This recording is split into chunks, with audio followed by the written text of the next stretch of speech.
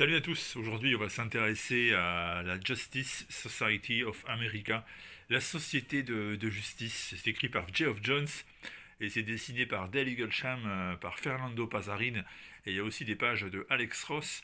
Alors ça c'est quelque chose que j'attendais depuis très longtemps parce que bon c'est pas inédit en français, hein. À l'époque si vous achetiez les revues Panini, ça s'appelait DC Universe. Et à l'intérieur, vous aviez la série de Geoff Jones. Mais ouais, voilà, je l'ai vraiment adoré. C'était vraiment un moment très sympa à lire. Et je guettais toujours un peu la parution de jolis albums qui puissent reprendre cette série. Et c'est fait chez Urban Comics évidemment, avec le premier tome de l'intégrale. On retrouve donc dès le départ Geoff Jones, Dale Eaglesham, qui a cette habitude de faire des personnages un peu trapus, un peu massifs. On a l'impression que ce sont des boxeurs qui sortent du ring. Et puis c'est très beau. Et donc voilà, ça démarre très fort, hein, puisque d'emblée de jeu, ce personnage, Mister America, va se faire tout simplement éclater la tête par des ennemis dont on ignore tout pour le départ. Et finalement, il va aboutir en pleine réunion de la GSA. Il va défoncer la verrière et se retrouver sur la table en piteux état.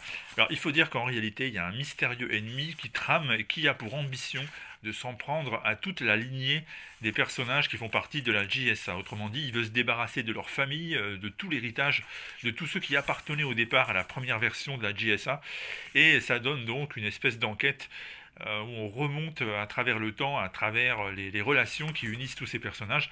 Et justement, c'est pas un hasard, c'est parce que si la Justice League représente les plus gros calibres, représente l'association de tous les héros les plus importants et les plus connus de chez DC, eh bien la Justice Society of America, c'est un peu, on va dire, une famille en fait. Il y a cette notion de transmission, cette notion d'entraide entre les personnages, cette notion de prendre du plaisir à être ensemble, l'introduction de nouveaux personnages très jeunes, comme par exemple Stargirl ici, et on aura plus loin également une certaine Cyclone.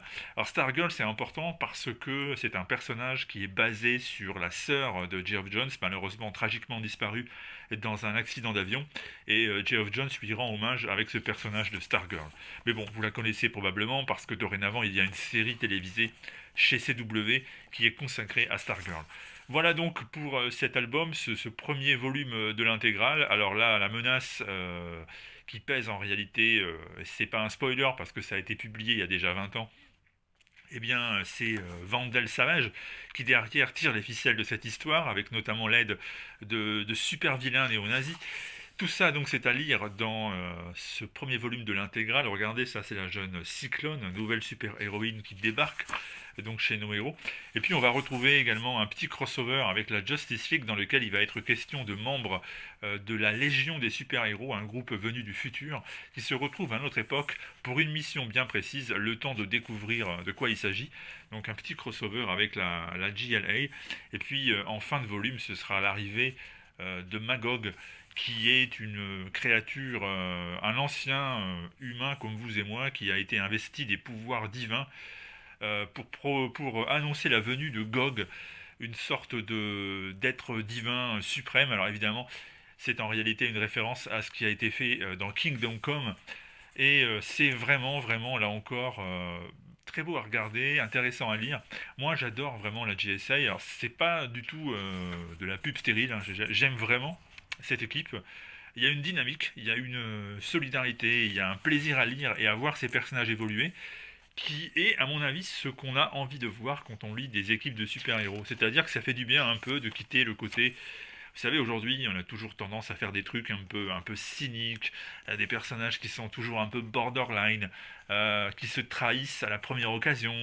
Ben voilà, par exemple, je parle de groupes comme ce qu'on peut lire dans The Boys, ou bien ce qu'on peut lire également aujourd'hui dans beaucoup de séries mainstream, où il y a toujours des retournements de situation et des comportements vraiment limites. Et ben là, la GSI, c'est vraiment un groupe old school et en même temps moderne. Et c'est ça qui est beau. Avec là, vous le voyez, le Superman de Kingdom Come qui se retrouve dans notre réalité. C'est du comic book à l'ancienne, mais avec un ton suffisamment moderne et passionnant pour être aimé par les lecteurs d'aujourd'hui. Et en plus, c'est super bien dessiné. Bref, il y a beaucoup de raisons de se procurer cet album, la Justice Society of America, tome 1, le nouvel âge. Et j'ai vraiment adoré. Il faut dire que j'attendais ça depuis super longtemps. Et j'espère que vous aussi. A bientôt pour une autre vidéo, un autre album. Ça ne saurait tarder. Ciao.